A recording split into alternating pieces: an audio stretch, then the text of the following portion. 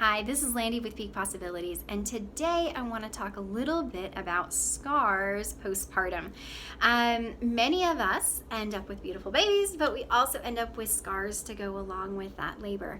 And that can be due to a C-section where you had a cesarean and you have the C-section scar. It can be due to tearing where you had tearing on the perineum, or you had an episiotomy, and so you have scar due to those. So that scar tissue, as it tightens and adheres, it can create tension, it can create discomfort, and it can create pain. So it is something that you do want to address, especially if it is something that's causing you discomfort. One of the first things is if you are newly postpartum, then I want you to wait until your scar has completely healed and your doctor gives you the go-ahead to do any kind of mobility. And they should give you the okay, you're good to start moving that scar. If you're 6 weeks postpartum and past, you're probably good to go ahead and start working that scar. Again, mind what your doctor is going to tell you. So first things first, your scar, your skin should actually be able to be mobile. So you can see I go all the way around.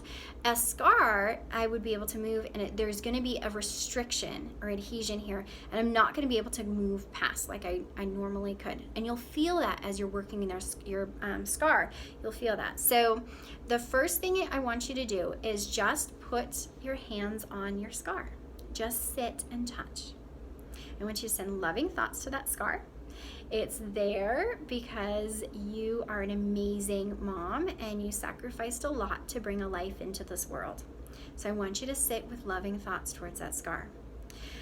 The next thing I want you to do is I want you to take a couple deep breaths, and I want you to breathe into that scar. Get in touch. Now this scar can be very tender. There can be a lot of emotion in the scar. There can be a lot of just discomfort or pain actually physically in the scar. So there can be a lot going on with a scar. Sometimes just sitting and touching that scar can be difficult. So watch yourself. Be mindful of what's going on, and if you need to take a break, take a break. But just start with that loving touch. The next thing I want you to do is you're going to start mobilizing that scar. And so you're going to sit and you're just going to go a little bit one direction until you feel a restriction, and then you're just going to hold. Very gentle, just hold. And then you're going to move another direction and you're just going to hold. And then you're going to move until you feel that restriction, and then you're just going to hold. And you're going to move until you feel the restriction, and you're just going to hold. And again, you're going to go in a circle. So you're going up and down and side to side and in a circle until you can get that scar tissue as mobile as you can. So we're aiming back towards that normal tissue.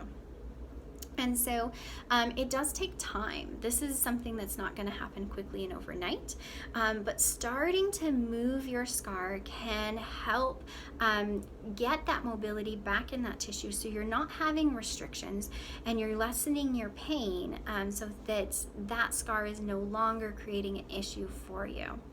If you have any questions about your scar or how to mobilize your scar or what that looks like, let me know. I'd be happy to talk to you over the phone or text to help you figure out what's going on with your scar and how to help you heal. I'll talk to you soon.